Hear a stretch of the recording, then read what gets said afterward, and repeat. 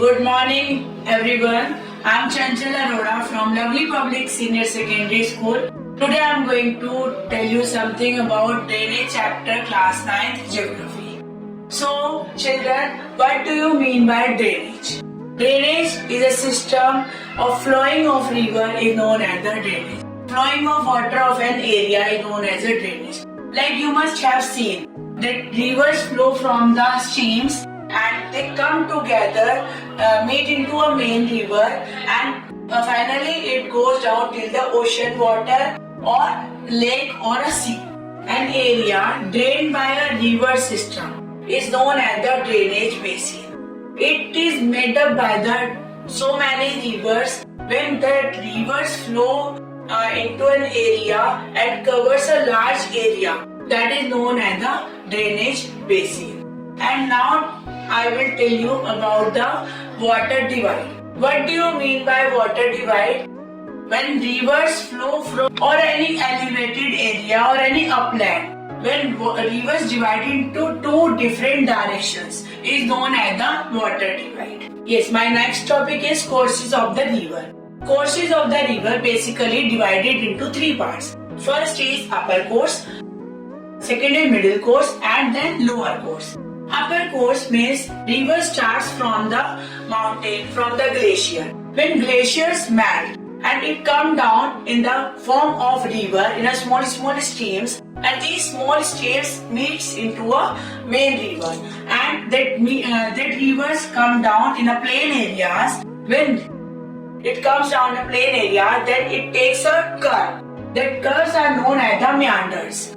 And sometimes water gets separated, and that is known as the Oxbow Lake. Oxbow Lake looks like a horseshoe shape. Then after that, water goes down till the plain areas or the ocean or sea in a low-lying areas. Then it makes a delta. Rivers divided into so many tributaries, and these tributaries nearer to the delta, near to the sea or ocean, then it makes a shape like a triangular shape, and it is very fertile. Like Ganga Brahmaputra Delta is the world's largest delta, and the Royal Bengal tiger is found over there. Now my next topic is drainage system in India. Drainage system in India can be classified into two parts. First is Himalayan river, second is Peninsular river. Himalayan rivers are originating from the Himalaya, from the glacier. These rivers get water from the melting of snow or rain-fed. And these rivers are also known as the perennial rivers.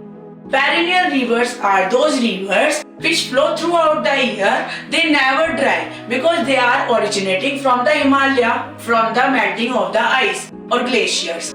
And these rivers are larger in size. And not only this, but also these rivers makes a very fertile plain in a Punjab, Haryana, UP. And there are Himalayan rivers are divided into three parts. First is Indus, second is Brahmaputra, and third is Ganga. Indus river originating from the Mansarovar lake from Tibet, and it enters towards the Ladakh, and most of the part is outside from India. Even though that is having a 2900 kilometer length, but still that is not the longest river of India because most of the part is outside from India. And these rivers like Chenab, Ravi, Jhelum, Beas and Satluj, these are the tributaries of Indus rivers, and these rivers meets into the Mithankot in Pakistan. Finally, it goes towards the western side and fall down towards the Arabian Sea. Second is Ganga river system.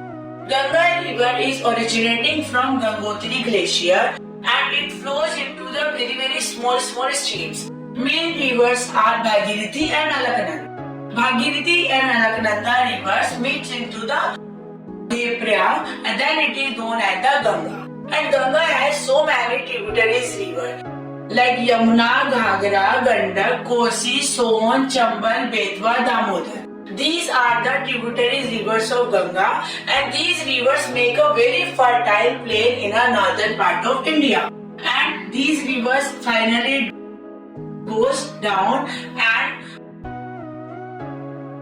meet into the Bangladesh and meet with the Brahmaputra river. And Brahmaputra river and Ganga river both fall into the Bay of Bengal and makes the world's largest delta. That already I have explained. Like Sundarban Delta is the largest delta.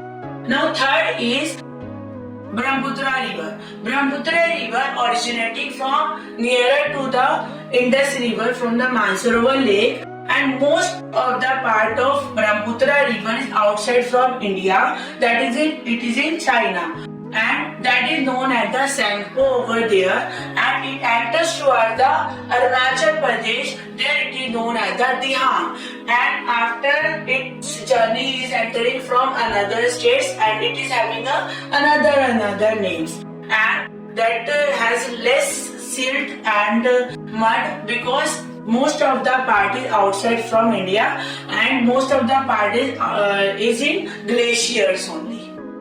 Next, second part is peninsular rivers. Peninsular rivers are known as the southern rivers, and it is also known as the seasonal rivers.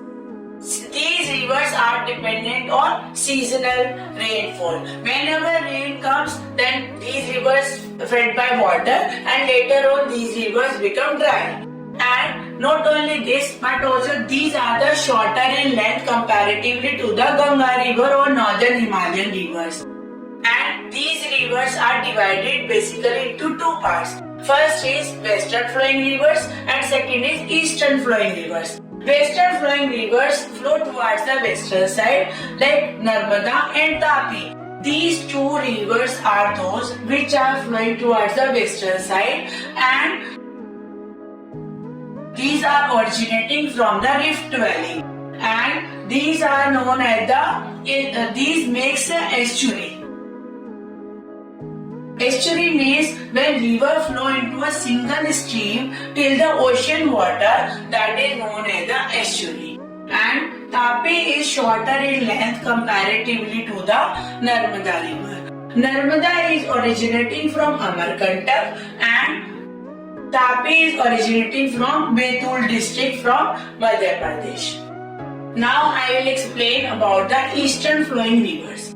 Eastern flowing rivers are Mahanadi, Godavari, Krishna and Kaveri. These four rivers are flowing towards the eastern side even though they are originating from western side, and these fall towards the Bay of Bengal. And Mahanadi is originating from the Chhattisgarh district, and that fall towards the eastern side towards the Bay of Bengal. And then next is Godavari. Godavari is the longest river or largest river of southern India, that is known as the Dakshin Ganga. Tributaries of Godavari are Vainganga, Penganga, Manjira. These rivers are large in size and flows toward the eastern side Bay of Bengal. Next is Mahanadi Basin. Mahanadi Basin rises from the highlands of Chhattisgarh and it flows towards the Odisha and meets into the Bay of Bengal. Then next is Krishna Basin. Krishna is originating from the springs from the Mahabaleshwar, and its tributary rivers are Koyna, Ghatprabha, Bhima and Tungabhadra. Its drainage basin is shared by Maharashtra, Karnataka and Andhra Pradesh. Next is Kaveri Basin. Kaveri is originating from the Brahmagiri range from the western Ghats, and that also falls towards the Bay of Bengal. And it shares its part from the Karnataka, Kerala and Tamil Nadu. My next topic is lakes. Lakes are the small water body which is surrounded by land, is known as the lake. Now I will explain about the importance of lakes. Importance of lakes: it maintains an overflow of water during dry season and floods, and it is useful for the developing hydroelectricity. It moderates the climate of surroundings, maintain the ecosystem and maintain the aquatic system also, and enhance the natural beauty. It develops ecotourism and provide recreation. Now I'll explain about the role of rivers in the economy. What is the role of a river in the economy? How economy can increase of our country? So rivers are very helpful for the ancient times. Now you must have seen from the ancient civilization time, from the Harappan civilization time, people started to settle nearer to the river areas. Why? Because they started to do the agriculture, and agriculture is a basic need of our country, of the population. So they started to do the agriculture over there, and that was very helpful from that time only. And now still also our population, most of the population is dependent on agriculture. And not only this, but also rivers are helpful for the irrigation purpose, for the hydroelectricity, and it is helpful for the navigation purpose. You must have seen at the time of the religious ceremonies like Haridwar, like Odisha, Jagannath Puri, most of the pilgrims comes over there nearer to the river, and they do the religious ceremony, cultural activities over there. And it is also helpful for the hydro power. So many dams have been built up, and that we are getting the hydroelectricity from there. And it is also helpful for the recreation activities.